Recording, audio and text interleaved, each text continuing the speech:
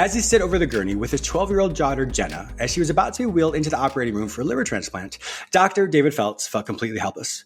Worse, knowing that she would need his loving support and care in recuperation and the demands of living with acute lymphocytic leukemia while he was committed to a dental practice that had booked him out for months in advance was even more soul-crushing. There appeared to be no way he could be there for her. And that is a moment when he began to rethink his life. In today's episode, David continues his journey of helping people find financial freedom and create the life they want. We talk about his latest book, Own Your Freedom, Sustainable Wealth for a Volatile World, that teaches you how to create the freedom you can enjoy when you earn passive income through capital investments like real estate. Whether you're a young professional just out of college or a veteran business owner yearning for the next chapter in life, this book shows you how to start today. Welcome to Lifeology. Great to see you, James. It is always my pleasure. It's so funny. We've talked about this before. I've been on your show. You've been on mine in the past. You and I talk very quickly. And so we have to both be mindful because we'll be talking 100 miles an hour. But we're going to have a great talk today. You know, when I first met you, you had, I wouldn't say just changed over, but you've done so many things already. But we talked about your book, What's Your Next? And that was one that was really powerful because you didn't want to be in the same practice as before. Just like my life, I didn't want to be in my same psychotherapy practice. And we discovered what our next was. And so there's become an evolution for you. So once you discovered what was your next, now there's been other books as well. And so this iteration of who you are, what is different from this book versus previous things you've done in the past?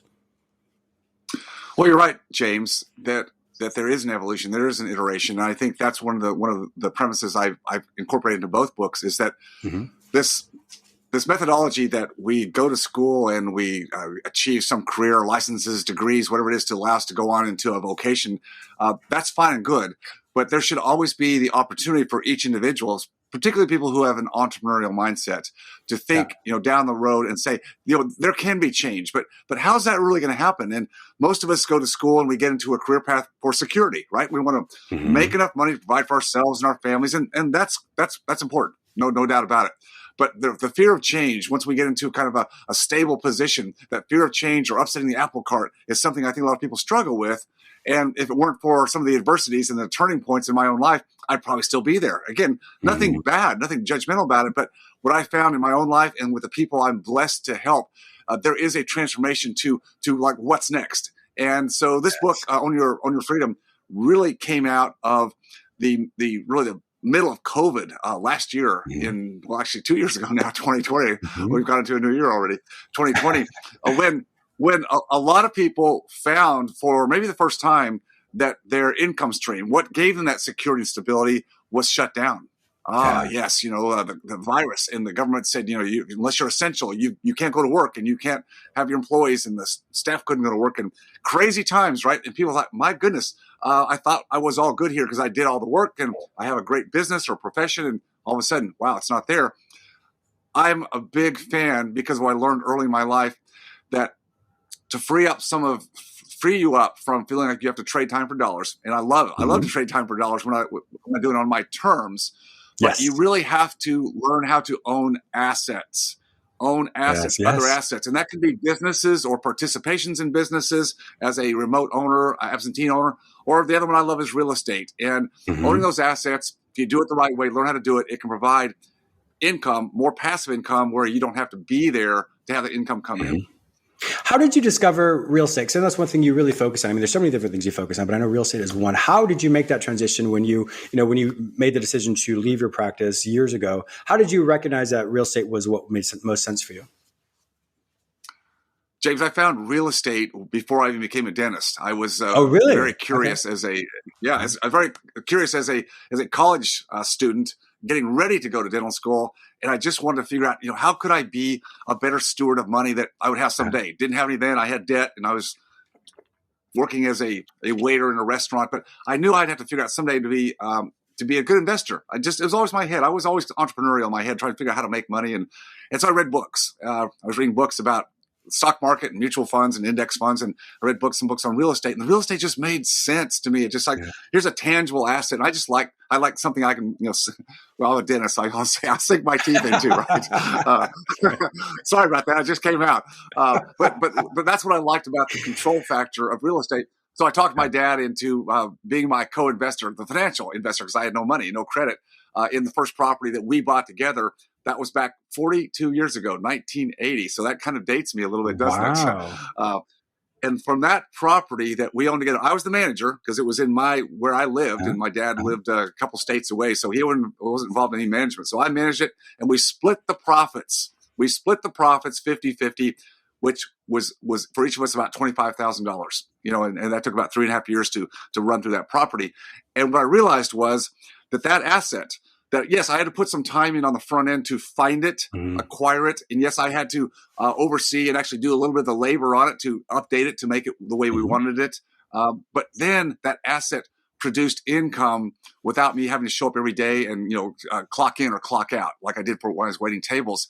And I realized that asset over time produced a lot more income and profit than I did waiting tables at a pretty nice high-end restaurant. Back in the day, I was making some pretty good money. So that was my epiphany.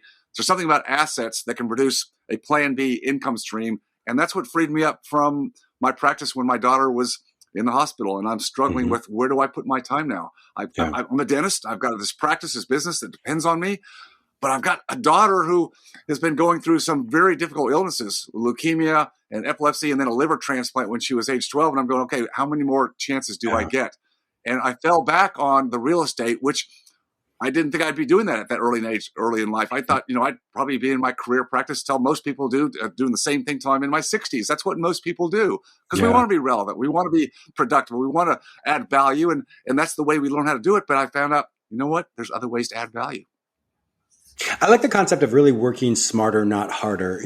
People's time is money, of course, but learning how to change that in the sense of working, quote, less and making more money. I mean, that's the goal for everybody. And so for you found with real estate, that's something that worked incredibly well for you. Now, a lot of people listening here, and we'll jump in your book in just a second. A lot of people listening now say, well, because of COVID, when everything happened, I don't necessarily have the capital right now, or I don't have the ability to acquire certain things. What would you say to them? Because there's always an answer.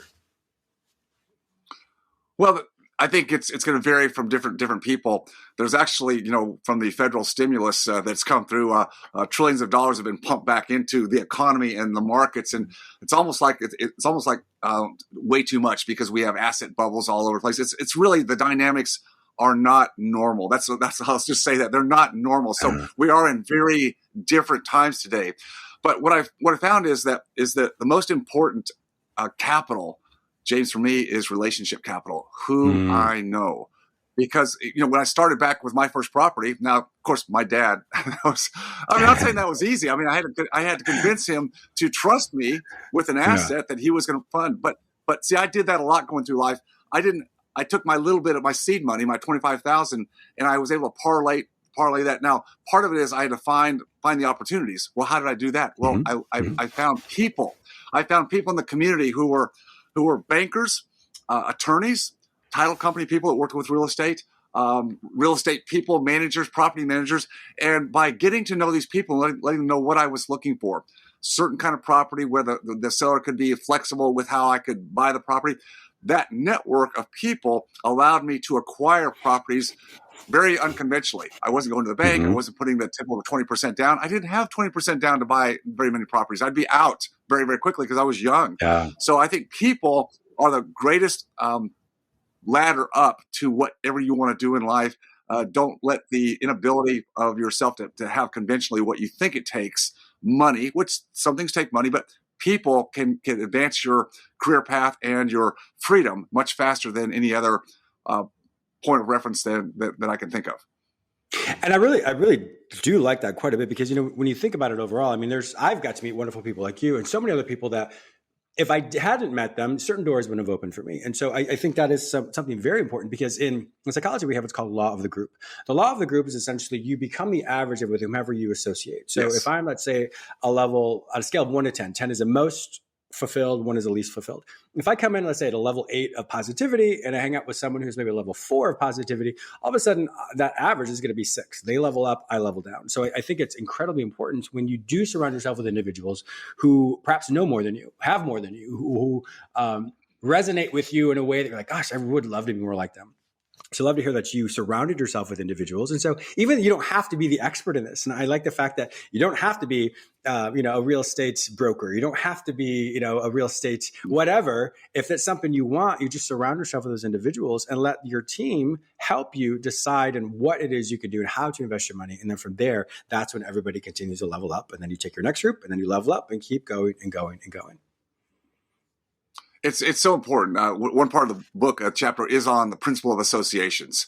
So again, to your very point, how you level up is putting yourself purposely, intentionally in groups or environments or with certain people. You have to do that by intention. You can't sit back and just be a soloist. And many of us were taught to do that, to carry everything on our shoulders as we climbed our way through school. And there's a part of that is true. Yes, you do have to be self-reliant to an extent, but you can't keep that, John Wayne individualist theory going throughout life, because you'll hit a ceiling every time. You can't do it all. And finding the right people is an art, much more of an art than a science, right? Yes. I found so much relevance in, to your point, finding people that were ahead of me, and living a life and thinking differently. Big part is how we think about life. We're brought up a certain way to have certain beliefs about, well, this is the way it is. This is what you do. And I found very early on, fortunately, because of my curiosity, I found people that were doing things differently. I found the people that were in real estate were different than my colleagues in dentistry. And again, no right or wrong here. But in dentistry, it's very, very staid. It's very, you focus on the technical aspect of what you do, which of course that's important, but there wasn't a bigger picture. And I found the people in real estate were much bigger picture, much bigger visionaries.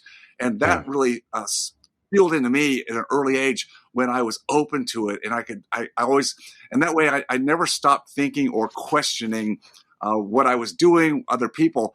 I think the art of questioning everything is a good thing to do. And I think people too much of the time get into a run rate where it's just, this is what you do. And you don't question it all. I think you got to question everything. Sure, I do.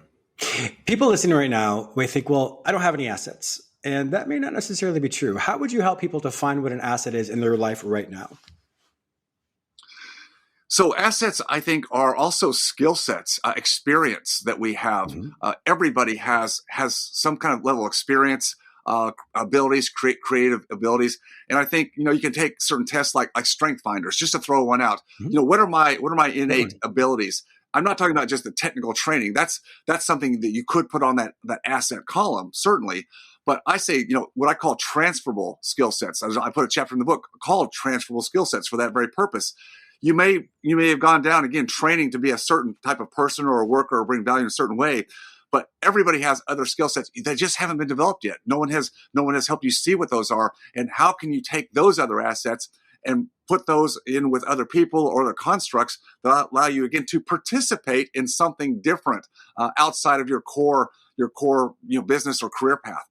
So everybody does have assets. And again, I come back to the biggest one for me is like, who do you know? Who do you know? Yeah. Because you're only a few people away from, if you need a resource or need help with something, if you know some people, they can plug you in, and the world just opens up way faster than if you try to figure out everything for yourself. I like the fact that you're focusing on one's the assets, perhaps skill sets, soft skills, if you will, in some ways, perhaps also hard skills. But I like that because sometimes people think assets are only something materialistic or something when it comes to something you can see or tangible, which is definitely a part of it. But that is important because people are like, well, I don't have the financial acumen right now to be able to purchase things and perhaps purchase, real estate. But you're right, David, they do have a lot of skill set. I know for me, what the intersect for me when I created Lifeology was, and you know the story from before, but I was in the television film set when I was younger and entertainment world, and then psychology. And then once I was tired of my practice, just like you, wonderful time there. But it was just time for me to move on. But I found for me, okay, well, where's the intersect? So I was like, well, I talk for a living. I used to. I interviewed people. I was in, the entertainment space before. And so that's how Lifeology was created. So I was able, just like you, to leverage my previous skill sets from before to be able to find how it all worked together. And then, obviously Lifeology took off, but I'm no different. And just, you're no different. And the people listening are no different. We all have that. But when you have to be very methodical, very mindful of what is it that you truly enjoy and how can you combine that together? And all of a sudden the world literally opens up for you. It does in so many ways. And what I found was what we all love to do, I think, is help other people solve certain problems. I mean, that's really what the world's about. Everybody, all of us have problems or issues or challenges we want to get through. And so who do we seek? We seek people who have a reputation or credibility in that arena. Well, again, how does that person help solve problems? Many times it's a coordination of different people on a team that help do that. Certainly in my business today, which I love in Freedom Founders, is I can't do what I do myself. I've got to have other people that help put all this together. And I love that. I love the harmony of orchestrating and creating together with other people. It's just so much fun to do that. And I think when people start to see the world that way, it can literally change everything about your outlook and how you see yourself and what could be your next, and where you can plant your foot in other areas that maybe you hadn't considered so far because you thought, well, I can only do these things. Nope. I'll bet you've got a lot more there. You just hasn't been exposed yet. Yeah, that's super, super exciting and very inspirational. So even the title of your book, Own Your Freedom, Sustainable Wealth for a Volatile World. Walk me through the concept of sustainable wealth, because, in a world that was full of COVID, full of what happens, we don't know what's going to happen in the world in the future, of course, but how do you create sustainable wealth? Sustainable wealth for me, yeah. Well, there's two parts of it. I mean, sustainable wealth with the right assets. So I talked about owning assets that would give people different streams of income. People talk a lot about multiple streams of income. I think that's important from a financial standpoint. Those streams of income coming from different places, diversifying, of course, right outside of your primary income stream or your primary business. You need other sources of income. So finding those additional assets, which again I think tangible. For me, it's better than financial. That's just my own preference and my experience in life. Businesses or real estate, I love that. But I think that the other sustainable income streams, again, I'm just going to fall back on people. When I think about insurance policies, which we all buy insurance, we buy health and disability, property casualty, we need certain kinds of insurance. My best insurance, James, is really the people I know, because I know if something happened to me, or God forbid, a creditor took all my assets, all my money, some judgment, some crazy litigious situation came up. I would not be afraid. It would be a big nuisance. It'd be painful not to have the assets that that are there, but I could rebuild. How? Because I know the value I bring, and I've got people around me that I've built over the years, a network of people that I have confidence in them. They have confidence in me, and there's always a way to put things together if you've lived a life that way and not just being a soloist in one area. So two things: one, just your network of people, but secondly, multiple streams of income from various assets would be where sustainable wealth, I believe, truly comes from. I really like the fact that you focus a lot. I mean, we've already talked about this already, but focus really on your network as well. How would be some ways that people could start to identify that network right now? I'll just take you back to when I was leaving my practice in professional world because of my daughter's situation. It gave me that boost. It gave me that push to really get real about what was important to me, and it was my daughter's more important. And did I have enough to get out of the practice? I had enough, not magnanimous wealth, but I had enough. And so what I did is I knew that I was going to do something else. I didn't know what it was going to be. I had no idea. All I knew was I've been a dentist and I've learned how to be a real estate investor. That was it. Kind of binary choices. What am I going to choose?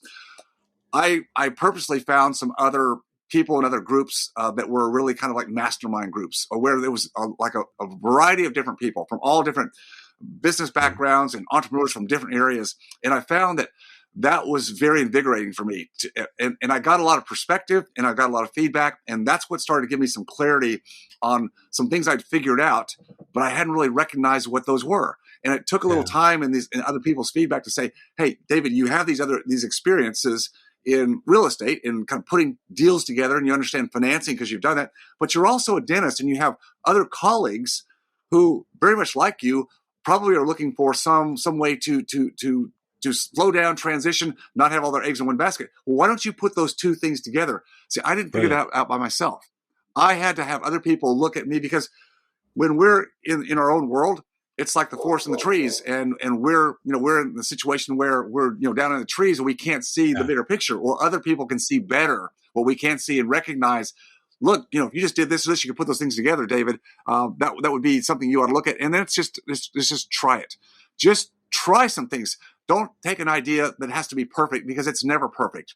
Take an idea and say, I'm going to try this. I'm going to just try it with a small group. Get some feedback to see where is there relevance here. And you'll find some things that work. And you'll find some things that go, well, that wasn't so good. So how do I shift and model? And that was my pathway to do what I do today. It wasn't just an overnight success. It wasn't just I had this vision on a vision board and all of a sudden I'm going to go that direction. Nope.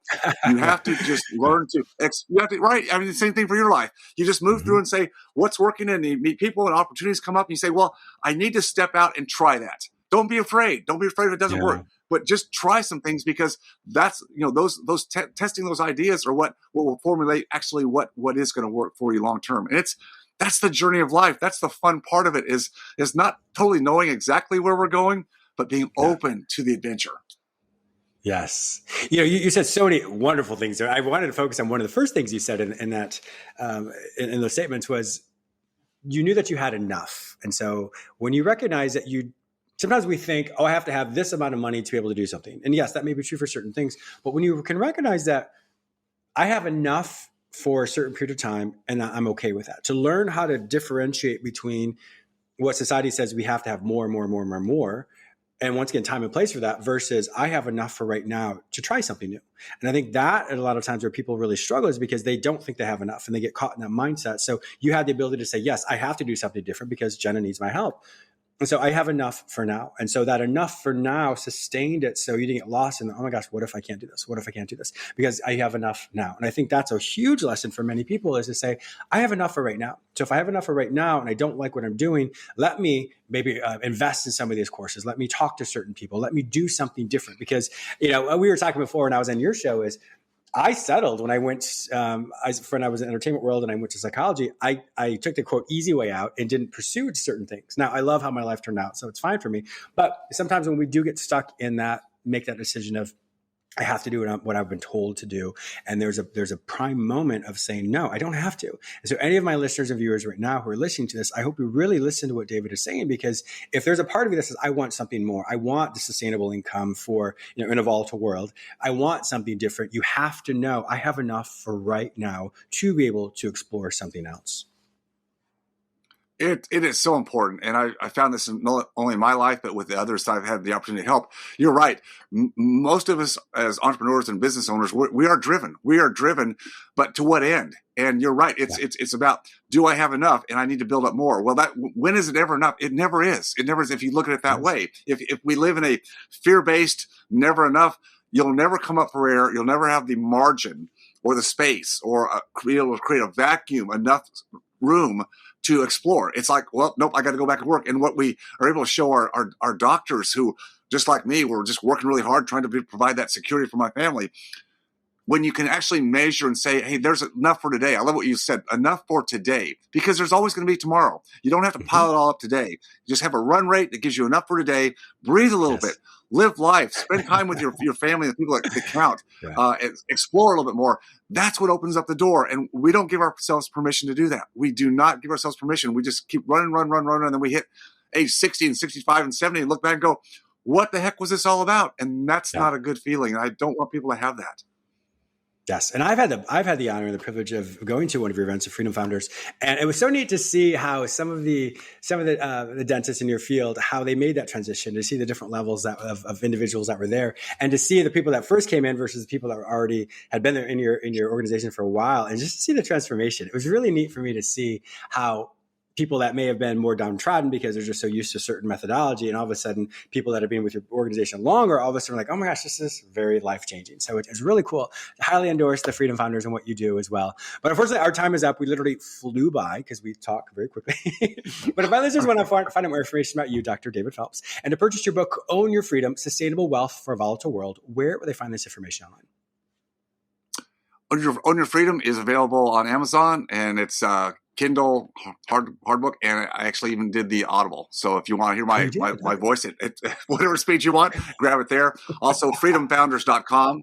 Freedomfounders.com is the community that I have. And then I also have a podcast, the Dentist Freedom Blueprint Podcast. You don't have to be a dentist to enjoy that, because we talk about a lot of the things we talked about here today. Excellent. Yes. And I was a guest on that show, so I highly endorse all the things that Dr. David Phelps does. So Dr. David Phelps, once again, thank you so much for being a wonderful guest on my show. My listeners also know that if they cannot find this information any other place, simply go to the show notes at jamesmillerlifeology.com, and I'll have all of the information there for Dr. David Phelps. Thank you so much for being a wonderful guest on my show today. Thanks, sir.